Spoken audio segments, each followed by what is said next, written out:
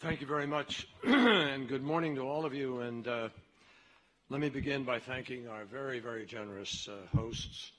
President Michelle Bachelet, thank you very much. And my colleague and friend, Gerardo Munoz, the Foreign Minister of Chile, who exhibited extraordinary leadership when he stood up in Washington and said, we are going to do the next conference. And here we are with a really beautiful setting and a truly moving, remarkably beautiful and inspiring video and opening.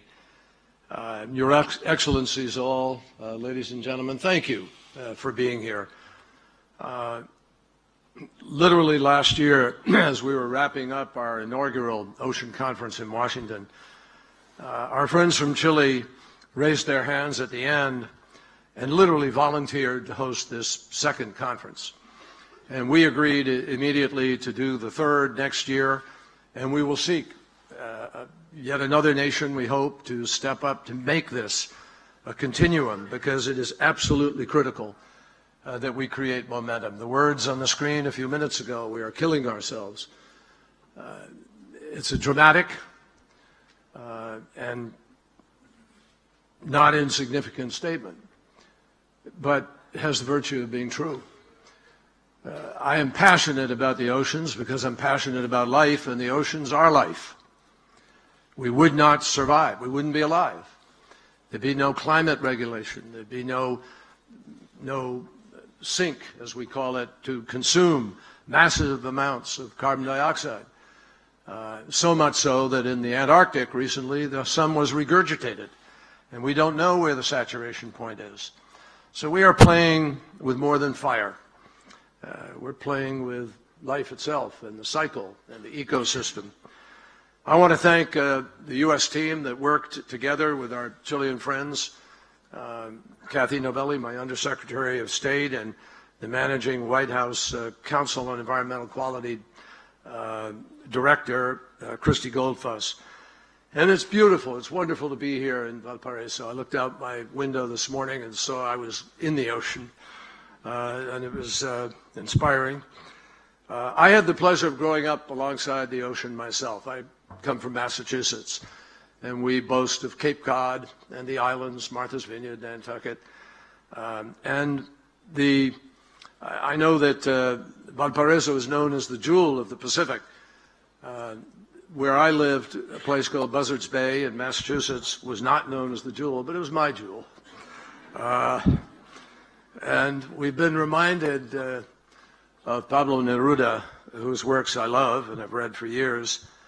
But when he says, necesito del mar porque me enseña, we can see just watching that video how it teaches and inspires all of us. And he said the ocean is la universidad del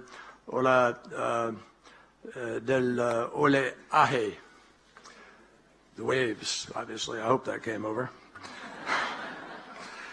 Now, I'm confident that everybody here has at one point or another in their lives felt the incredible connection, the ocean. President Kennedy once, at an America's Cup event in Newport, Rhode Island, reminded people why we love the ocean so much. And he pointed out that we have about 98% salt in our veins. All of us as human beings, we come from the ocean. In between humanity and the open water, there is a powerful emotional connection that is frankly very hard to put into words, unless you're Pablo Neruda. But the connection we have to the ocean is much more than just emotional, it's physical. And the ocean is responsible for recycling water, recycling carbon, for the nutrients throughout our planet so that we have air to breathe and water to drink. And it's a major contributor to global food security, given that 3 billion people rely on ocean product as the principal source of their protein. Obviously, we also have an economic connection to the sea. About 600 million people around the world make a living through fishing. And millions more work in coastal tourism, marine recreation, shipping, and other ocean-related sectors. 90% of all trade travels by sea. And 40% of the world's population lives in coastal areas. Now, I know all of you understand the fundamentals of the ocean. You wouldn't be here if we didn't. And that's precisely why we started the first Our Ocean Conference, because things are happening that are literally out of control. Because of illegal, unreported, and unregulated fishing, 1/3 of the world's fish stocks are overexploited. Almost every one of the major fisheries of the world are either in extremis or near extremis. There's literally too much money chasing too few fish. And we all know what happens in that economic equation. The entire family of fish, for example, one entire family of fish for species like tuna and mackerel is at risk of being completely wiped out. We don't have, Cape Cod is called Cape Cod, we don't have a lot of cod anymore. And populations of these species today are just a quarter of what they were in 1970. We're not just fishing unsustainably, my friends, we are living unsustainably. Our ocean is taking in a massive amount of pollution. 8 million tons of plastic alone, every single day. To put that into context, scientists say that the ocean may soon contain 1 ton of plastic for every 3 tons of fish. Not only that, but the chemistry of our ocean is changing rapidly. Why? Because nearly 1/3 of greenhouse gases that are coming out of tailpipes of cars and smokestacks of power plants end up getting absorbed by the ocean. And that may seem helpful, but when carbon dioxide dissolves into salt water, it forms an acid, carbonic acid. And as a result, the sea is acidifying 10 times faster than at any point in history, stunting the growth of shellfish, degrading coral reefs, and putting the entire marine food web at risk. So the question isn't whether the ocean matters, and it isn't whether the ocean is at risk. The real question is whether we, all of us on this planet, are going to adjust our ways in order to protect the ocean for generations to come. The real question is one of leadership and stewardship and responsibility. Last year, I asked the many government officials, philanthropists, business leaders, and activists who attended our conference in Washington to do more than talk about the problems. I asked them to identify and invest in solutions, and I challenged them to come together and chart a path forward to create a healthy and sustainable ocean cycle. Many governments stepped up to the plate, including Chile, which deserves to be thanked for setting an extraordinary example of leadership. Madam President, we thank you and Geraldo for doing that. Chile has set inside new marine protected areas. Philanthropic organizations and NGOs came forward with enormously generous contributions.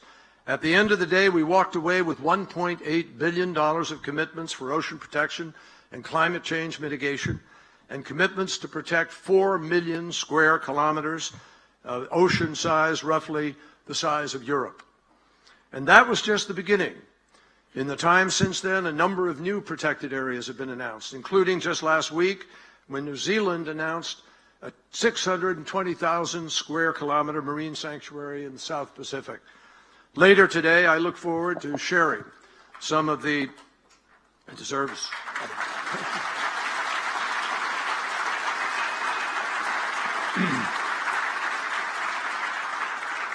And later today, I really look forward to sharing with everybody some of the things, initiatives we've taken, as well as hearing about the productive efforts that everybody else is engaged in. There's a lot of work ahead. I just want to offer 3 quick areas where our discussions here in Valparaiso and our future initiatives could accomplish the most. First, we need to do a better job of monitoring what is happening on the open seas. Thanks in part to the step President Obama took last year to create the world's largest marine protected area in the Pacific remote islands, we're closer and closer to our global goal of protecting 10% of the ocean. MPAs, marine protected areas, enable parts of the ocean to rejuvenate without human interference, and they can serve as replenishment zones for fisheries and provide safe harbors for entire ecosystems. But we need to make sure that these areas are more than a line drawn on a map. It is, of course, challenging to detect illegal activities in MPAs because many of them are vast and remote. But technology exists today that can make this happen. It's more accessible, and over the course of this conference, I hope we can spend time discussing how to make the most of technology and better enforce our MPAs. Second, we need to double down on stopping illegal fishing. It has grown into at least a $10 billion a year industry, illegal fishing. And the only sustainable fisheries are legal fisheries. Enforcing the law is essential for the survival of our fisheries in order to ensure fairness and to keep organized criminal groups out of the ocean. That makes this also a security issue. There's a direct line between black market fishing, black market drugs, smuggling, and human trafficking. And people need to focus in on that intently.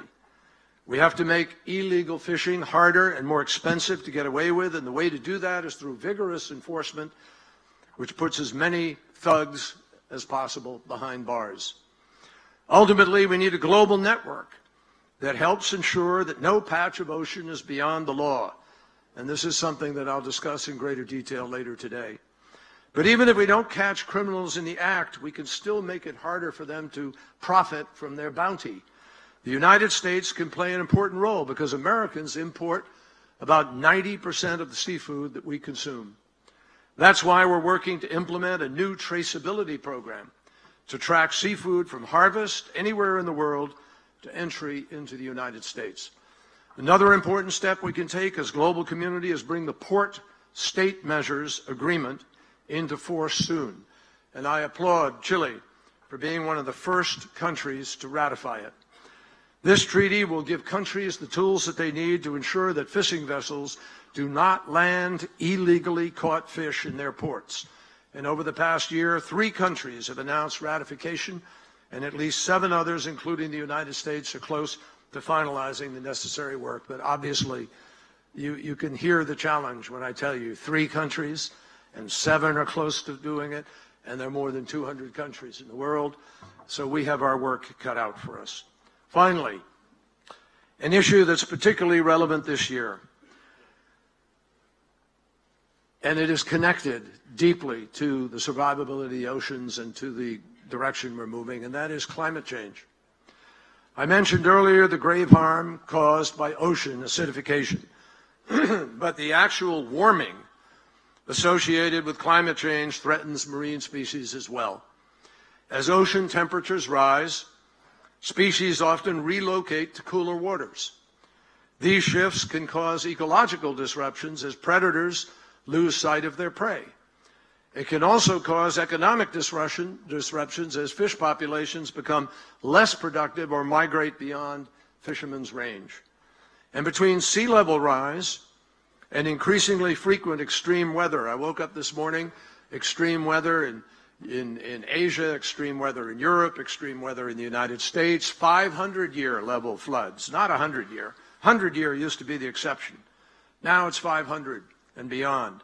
3 months of rain dropping in 3 hours in several locations.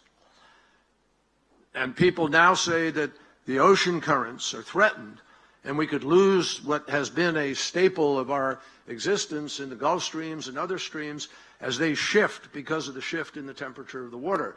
And no one knows what the impact on climate will be as a consequence of that.